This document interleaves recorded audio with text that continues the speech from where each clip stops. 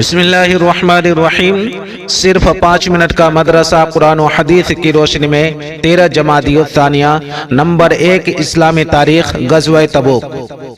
فتح مکہ کے بعد پورے عرب میں اسلامی دعوت و تبلیغ کی اصل حقیقت واضح ہو گئی اور لوگ اسلام میں جوق در جوق داخل ہونے لگے۔ ایسے موقع پر رومی حکومت نے اپنے لیے خطرہ محسوس کرتے ہوئے مدینہ پر حملے کا ارادہ کر لیا اور اس کی تیاریاں شروع کر دی۔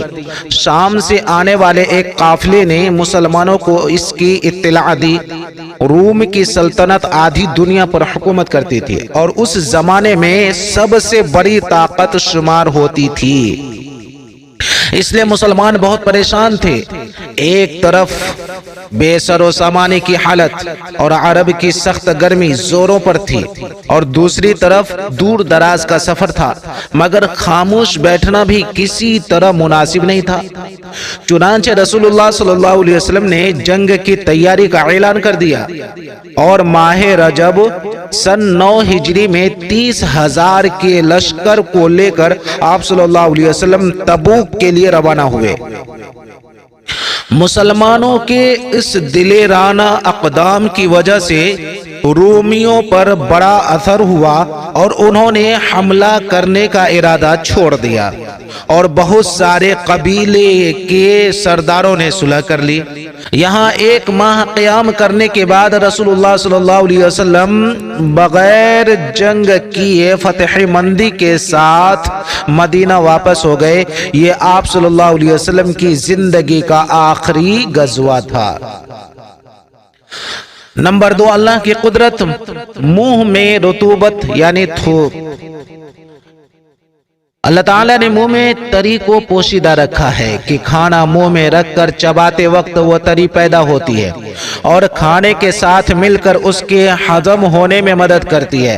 عام حالات میں وہ تری ہلکی رہتی ہے جس سے حلق تر رہے اور سوکھنے نہ پائے، ورنہ آدمی بات ہی نہ کر سکے۔ اگر تری بالکل نہ رہے اور منہ ایک دم سوکھا رہے تو دم گھٹنے لگے اور انسان زندہ نہ رہ سکے، اور اگر تری کھانے کے علاوہ بھی منہ میں پیدا ہوتی رہے تو بات کرنے میں دشواری ہو اور منہ کھولنا مشکل ہو جائے۔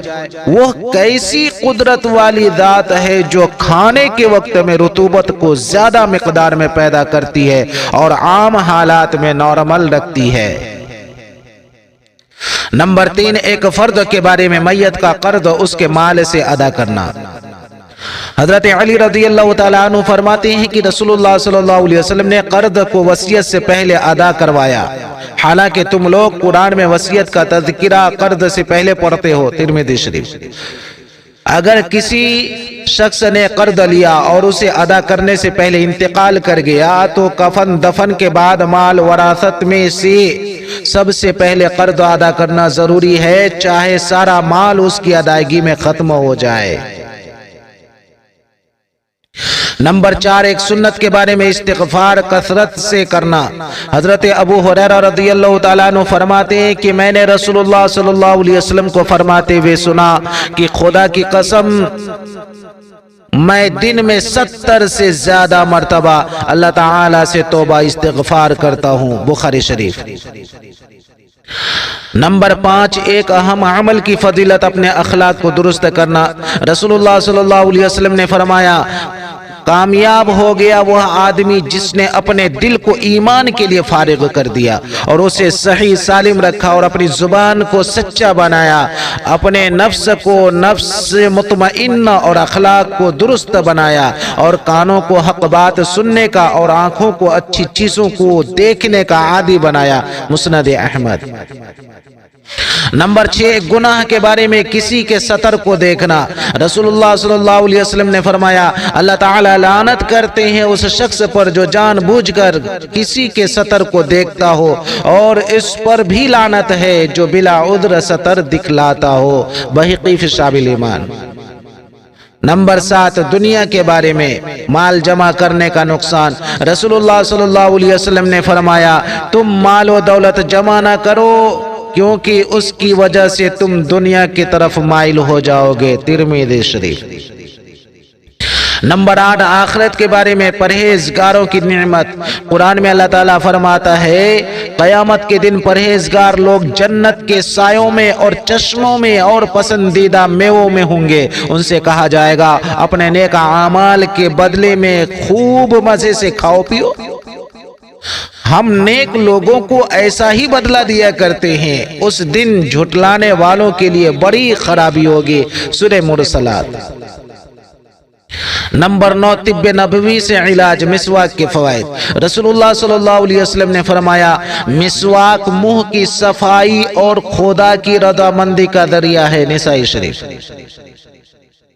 علامہ ابن قیم رحمۃ اللہ علیہ مسواک کے فوائد میں لکھتے ہیں کہ یہ دانتوں میں چمک اور مسوڑوں میں مضبوطی پیدا کرتی ہے، اس سے منہ کی بدبو ختم ہو جاتی ہے اور دماغ پاک و صاف ہو جاتا ہے۔ یہ بلغم کو کاٹتی ہے، نگاہ کو تیز کرتی ہے اور آواز کو صاف کرتی ہے۔ طب نبوی۔